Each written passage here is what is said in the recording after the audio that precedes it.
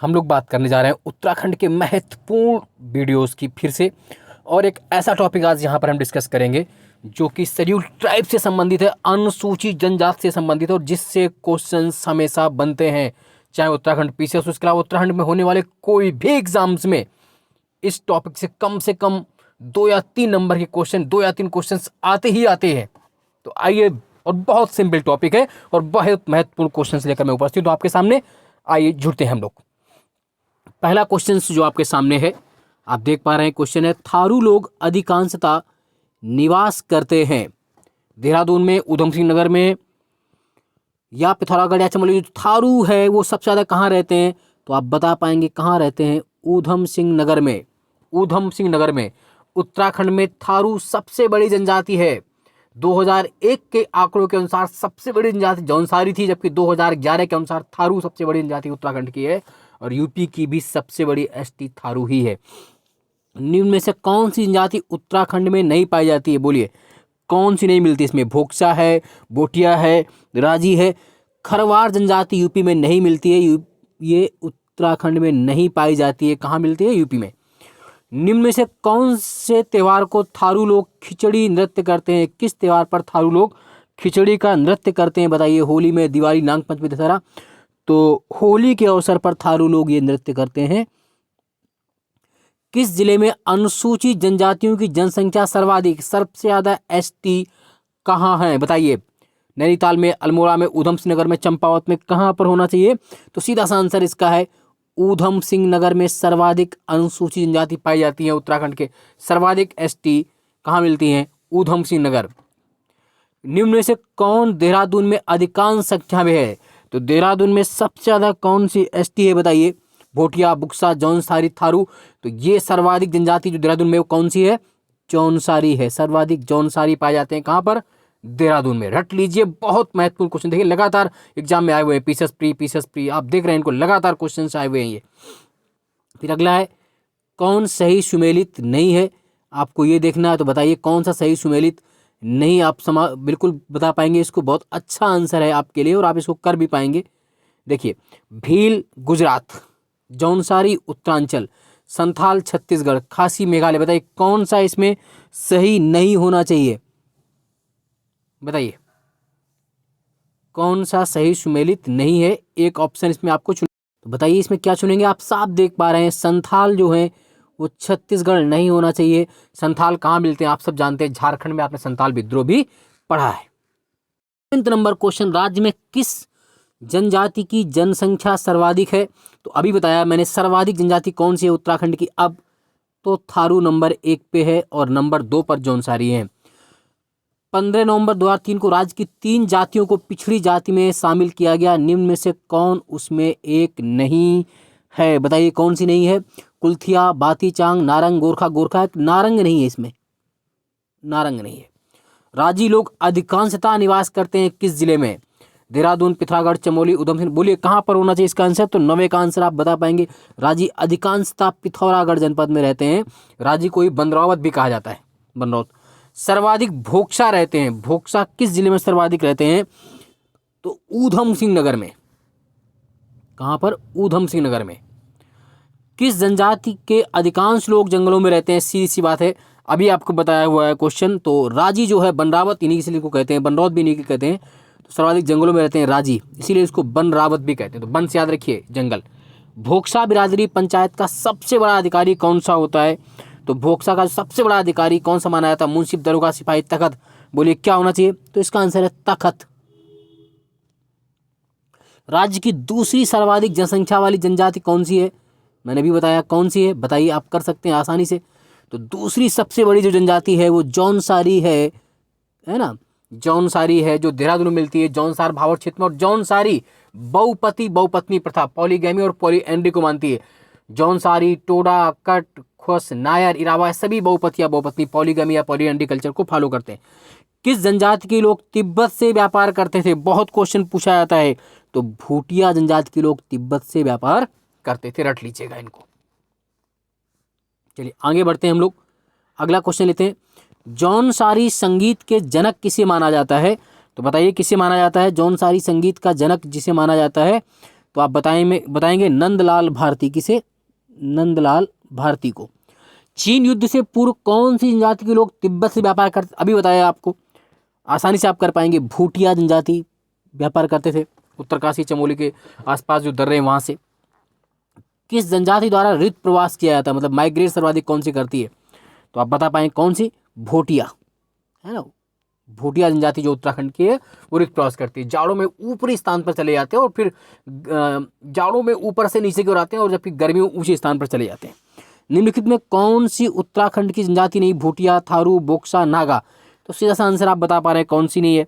नागा नहीं मिलती है ना। नागा जनजाति नहीं मिलती, नागालैंड में मिलती है। खुमरी नामक राजनीतिक संस्था किस जनजाति में पाई जाती है? कौन सी? खुमरी नामक। तो बताइए खुमरी किसमें मिलती है? तो खुमरी आप कर पाएंगे सबसे ज़्यादा, इसका आंसर क्या कर पाएंगे? तो जौनसारी में। जौनसारी में। किस जनजाति द्वारा ऋतु प्रवास किया था? बार बार क्वेश्चंस वही आ रहा है, तो इसका आंसर भी आप आसानी से कर पाएंगे। भूटिया, है ना, जिसे आप कहते हैं माइग्रेशन, शिफ्टिंग एक तरह से, है ना, भूटिया। निम्न में से जो तुबेरा है, बाजू और तिमली जनजाति, किस जनजाति के ये लोकगीत हैं, फोक सॉन्ग्स हैं? तुबेरा, बाजू और तिमली किसके हैं? तो बता पाएंगे आप ये किसके हैं? भूटिया के, भूटिया जनजाति।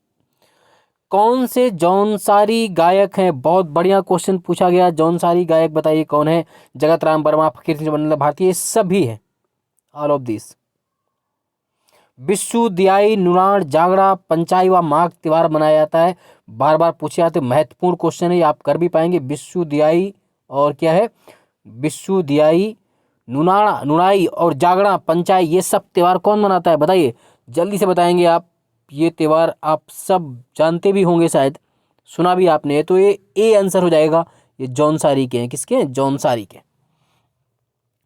कारक, कर्क और मकर संक्रांति को किनके दो प्रमुख त्योहार हैं? किनके प्रमुख त्योहार हैं? आप सब जानते हैं, ये राजी के प्रमुख त्योहार हैं। किसके? राजी के। किसके?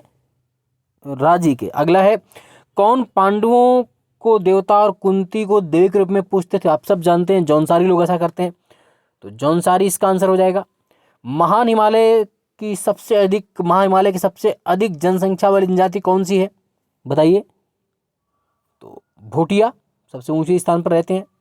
मासू, बहुत बार टिक कर लीजिए, बहुत महत्वपूर्ण क्वेश्चन। मासू या महाशिव किस जनजाति के देवता हैं? मासू या महाशिव सबसे बड़े देवता किसके माने जाते हैं? तो आप सब जानते हैं, जौनसारी के। किसके? जौनसारी के।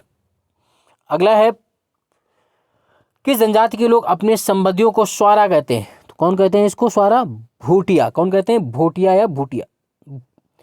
किसके मैत ग्रीष्मकालीन तथा गुंडा या मनुषा शीतकालीन आवास, मतलब जो ग्रीष्मकालीन आवास होते हैं उसे मैत कहते हैं और शीतकालीन आवास को गुंडा या मुनसा कहते हैं।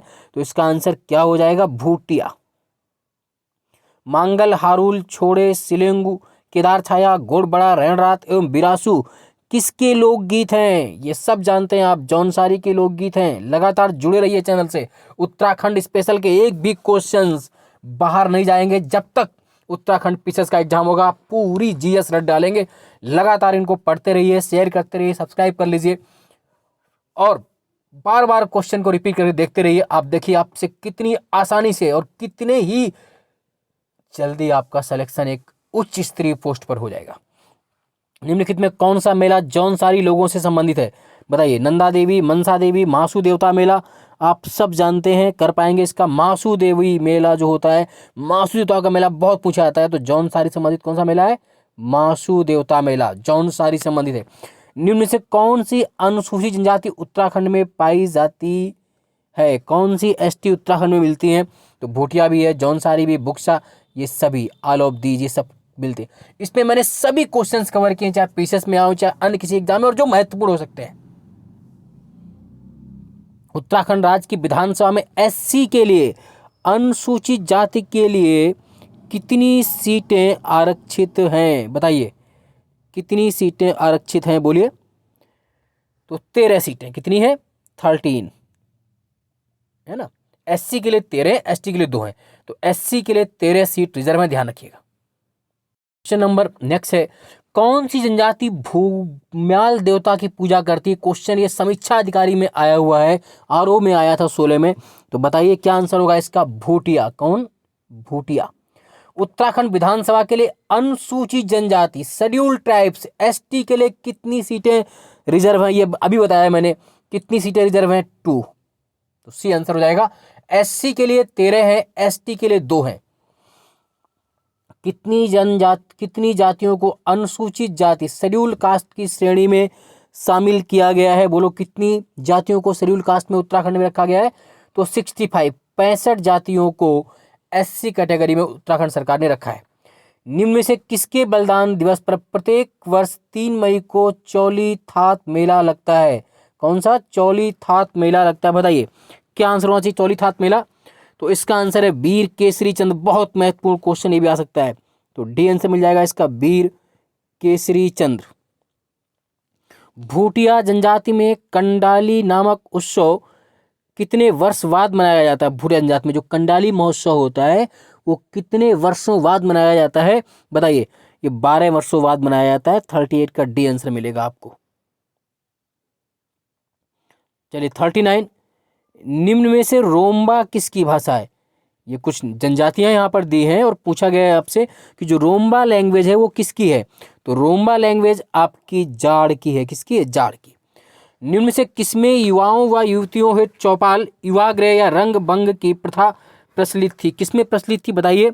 ये भूटिया में प्रचलित थी। किसमें? भूटिया में, है ना। इसमें क्या होता था कि जो वयस्क लड़के और लड़कियां होते थे उनको एक साथ एक सामूहिक घर में बंद कर देते थे और उसमें आपस में प्रेम संबंध विकसित होते थे और कभी कभी ये प्रेम संबंध फिर शादी विवाह में परिवर्तित होते, जैसा कि छत्तीसगढ़ एमपी में भी भीलों में ये प्रथा पाई जाती है।